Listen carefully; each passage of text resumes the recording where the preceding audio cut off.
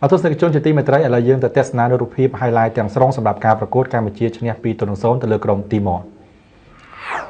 បាទទស្សនារូបភាព highlight ទាំងស្រុងបាទសម្រាប់ការប្រកួតបាទលក្ខណៈមិត្តភាពអន្តរជាតិរវាងក្រុមទាំងពីរបាទគឺក្រុមបាល់ទាត់ជម្រើសជាតិកម្ពុជានិងក្រុមទីម៉ូឡេស្តេបាទដែលការប្រកួតចាប់ផ្ដើមនៅវេលាម៉ោងដែល BTV បាទធ្វើការផ្សាយផ្ទាល់ការប្រកួត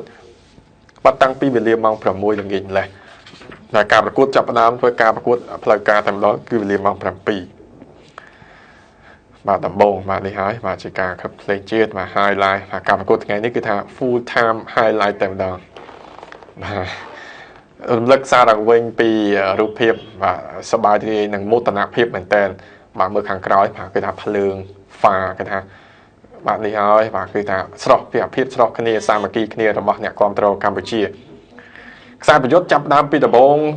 នេះគឺកែវសុភេងហើយនិងកីឡាករខួនឡាបូដាវីបាទថ្ងៃនេះខួនឡាបូដាវីបាទលេងបានចិត្តពេញតង់ដែរបាទ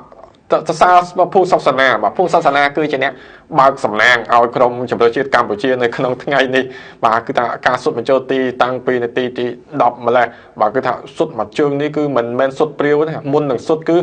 មើលច្បាស់លាស់ថាសុទ្ធនឹងថាតម្រង់ទៅកន្លែងហ្នឹងអ្នកចាំទីប្រកាសទៅចាប់អត់បានចំមាច់ផកគេមែនបាទអ្នកចាំទីចាប់អត់បានទេបាទជាពិសេសកម្លាំងជើងនឹងក៏ខ្លាំងទៀតធ្វើឲ្យអ្នកគ្រប់គ្រងនេះវិញគឺសប្បាយរីករាយមែនទែនបាទភួងសោសនាអោបគ្នាជាមួយច័ន្ទវឌ្ឍនាការបាទហើយក៏កន្លែងនេះគឺជាការសម្រុករបស់ក្រុមទីម៉ូដែរប៊ីសនឹងផ្លាត់ស្នៀទៅហើយពីកីឡាករបាទអ៊ុំសេរីរ៉តបាទលេខ8នេះគាត់សុទ្ធច្រើនដែរបាទសុទ្ធច្រើនទាំងសុទ្ធពីចម្ងាយក៏ដូចជាសុទ្ធបាល់ free kick ក៏ប៉ុន្តែគឺថាថ្ងៃនេះទៅមិនរួចជាមួយនឹង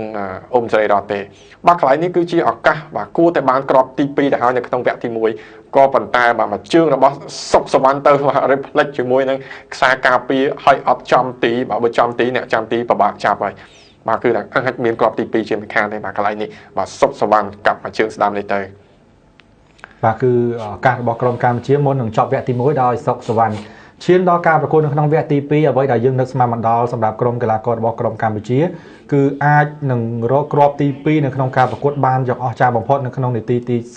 47ទើបតែប្រូចូលវឌ្ឍនាការគឺការសុទ្ធបាល់ free kick ទៅហើយសល់បាល់បន្តិចឲ្យកីឡាករខុនឡាបូដាវីដែលជាមិត្តរួមក្រុមនៅក្នុងក្រុមចំការកៅស៊ូបង្កេតបាទតែបាទគឺថាបំផៅសម្លាញ់ទីយកគ្រាប់ទី2នៅក្នុងការប្រកួតគឺទស្សនាកន្លែងនេះម្ដងឡើងហើយម្ដងទៀតគឺនេះការតែបាទគឺល្អមែនតើបាទគឺថាឈមុតយកតែម្ដងបាទគឺចំហត្រង់នេះខ្សែការពារពិបាកនឹងទប់ស្កាត់មែនតើដោយសារតែនៅចំពាក់កណ្ដាលដងខ្លួនបាទគឺធ្វើចលនាក៏ពិបាកដែរបាទគឺធ្វើទស្សនិកជនជាង 50000 នាក់នៅពហុកីឡដ្ឋានជាបន្តនិងបងប្អូនរាប់លាននាក់នៅគេអដ្ឋាននៅកំពង់ទស្សនានោះគឺសប្បាយចិត្តមែនតើរកអ្វីថ្លៃពុំបានទេបាទហើយក៏មានឱកាសផងដែរសម្រាប់ក្រុមទីម៉ូឡេស្តេប៉ុន្តែมันមានសំណាងតតែសោះជឿនបាទកន្លែងនេះគឺទាញអាស្ដាំសុទ្ធអាឆ្វេងប៉ុន្តែវាខុសគោលដៅបន្តិចបាទគឺសំណាងមែនតើបាទកំបីនេះគឺមានក្របសិទ្ធិបញ្ចូលទីក្របទី3ក្នុងការប្រកួតទៅហើយដោយឈឿនហើយក៏សូមសរសើរដែរដោយបង្ហាញបច្ចេកទេសលេងការប្រកួតថ្ងៃនេះគឺល្អមែនតើបាទពីឈឿនឱកាសឈឿនមកជូនឲ្យទៅប្រាក់មនីដំកន្លែងនេះគួរតែមានឱកាសក្របទី3នៃការប្រកួតប្រាក់មនីដំសម្រាប់ចុងក្រោយដោយសុទ្ធកាច់ចង្កេះដាច់អ្នកចាំទីទៅហើយប៉ុន្តែបានវិរុទ្ធខុសគោលដៅបាទកន្លែងនេះកាប់មួយជើងគឺដាច់ចង្កេះតែម្ដងបាទគឺ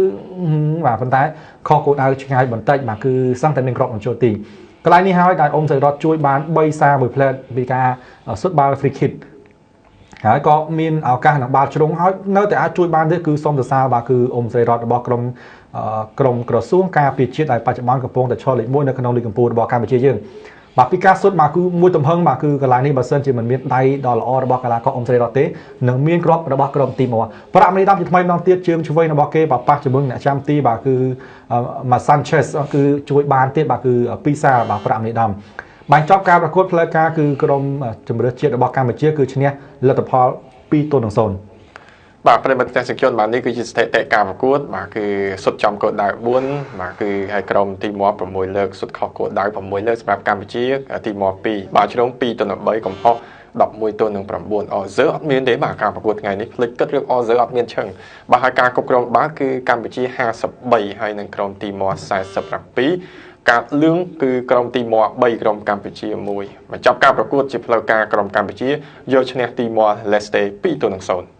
បាទទស្សនិកជនជាទីមេត្រីក៏សូមអរគុណដល់ដៃគូសហការការផ្សាយផ្ទាល់ពិសេសថ្ងៃនេះផងដែរសូមអរគុណដល់ Formula ត្រជាក់ Gatsby អរគុណដល់ភេទជ្ជៈបើកម្លាំង Zeus ជាមួយនឹង Pocari Sweat ភេទជ្ជៈអ៊ីយ៉ុងល្អជាងគេបំផុតនៅក្នុងប្រទេសជប៉ុនហើយក៏សូមអរគុណដល់ហាងកីឡាដែលបានឧបត្ថម្ភឲ្យខ្ញុំបាទទាំងពីរនាក់ដែលជាអ្នកអធិប្បាយគឺសូមអរគុណដល់ V Sport ST ផងដែរសំខាន់តែជាស្រ័យរកកំហុសខុសឆ្គងក្នុងការអធិប្បាយណាមួយរបស់ខ្ញុំបាទទាំងពីរនាក់ក៏ដូចជាក្រុមការងារផ្សាយផ្ទាល់របស់ក្រុមទូរទស្សន៍ព័ត៌មាន BTV ឱកាសក្រោយជួបគ្នាបន្តទៀតសម្រាប់ការប្រកួតមិត្តភាពអន្តរជាតិនានានិងការប្រកួតជាផ្លូវការរបស់ក្រុមកម្ពុជាពិសេសនៅថ្ងៃទី7ខែមិថុនាខាងមុខក្រុមកម្ពុជាទទួលស្វាគមន៍ក្រុម Chinese Taipei ជើងទី2អរគុណទស្សនិកជនគណៈពេលនេះខ្ញុំបានក្រុមការងារសូមអរគុណនិងសូមគោរពលារាត្រីសួស្តី